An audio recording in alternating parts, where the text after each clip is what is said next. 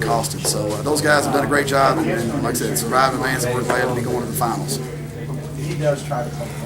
Not many guys get a second chance. I mean, he had a chance to win it in regulation, and he gets another chance in overtime. You didn't seem to have any problems about giving him the ball, Coach. Well, no, like I said, earlier in the year, same scenario, Holy Cross game. He's topped the key, and a big-time player has to knock down a shot with less than 3 seconds to go, and that's what Bolden did. And like I said, it's fun watching him grow up as a player and hit shots that he does. And then, of course, when they call timeout with 2.8 seconds, you're sitting there flashbacks of last week's half-court shot.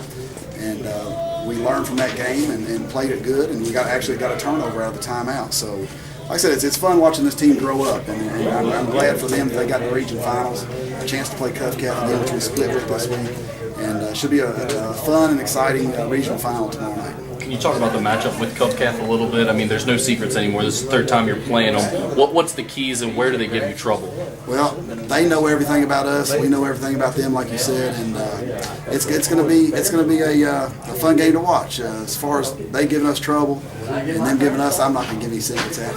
And we like I said, we're going to come out. We're going to we are not going to change our game plan totally. Obviously, people know what we're going to do, and but we'll tweak some things from last game, learn from some things that they hurt us on off of clip tape, and that's the good thing. That this team has really stayed focused in the postseason, in the film room, the clip tape room we call it, and they've done a good job on scouting report. So we'll let them celebrate tonight, and we'll get ready to go tomorrow morning. Are you surprised at all that people keep going underneath or playing off him and giving him space, or is it just one of those situations where it's so hard to guard him because he might go past you that you just pick your poison? Well, Cooper played it different than some other teams. They really hedged out and they doubled the ball until he gave it up tonight. So that was, we've seen that before this season.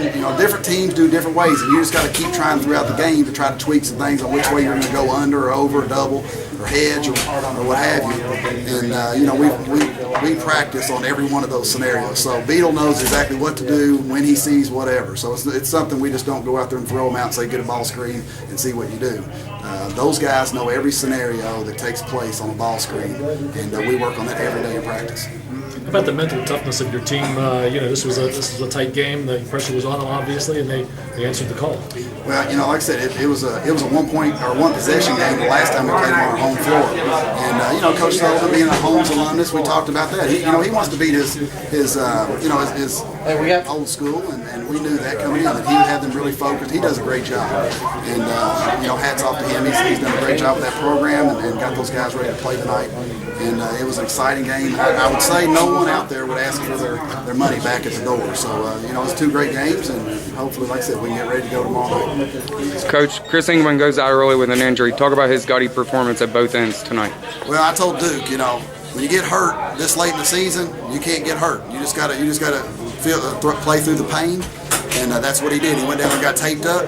Didn't like the tape job, so he just tore it all off and played without any tape on his both ankles. So that was an amazing shot he hit.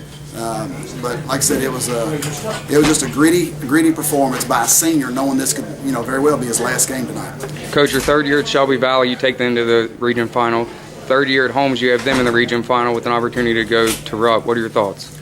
Well, my thoughts right now, we need to win 1 more to get there. So we'll enjoy this, come off of a big emotional win here, and then tomorrow morning be ready to go. So we'll get our game plan tonight together with the coaches, bring the players back in tomorrow, and then obviously we haven't forgotten that shot that beat us, and we haven't forgotten getting down 15 points against Cuff Calf early in the 3rd quarter either. So those guys knew that. We just talked about it back in the locker room, and they really want to come out and have a good show, and a lot better show than what we had last week against Cuff Calf. Lastly, Coach, how tough is it to turn around and play the next day against a team like Cuff Calf? Well, they're doing the same thing. So, to win the state championship, you're going to have to win 4 games in 4 or 5 days. And that's what the goal always is. And that's why we play Christmas tournaments. That's why you play during the regular season, some games back-to-back. We went to Pikeville. I told them the other day that this gym is just like the one in Pikeville at the East Kentucky Expo Center. We went down there and played back-to-back in the same arena, and that's really the same scenario. So we do those things in the regular season to prepare ourselves for this scenario right here. Coach, good luck. We'll see you tomorrow night. Thanks, Ryan.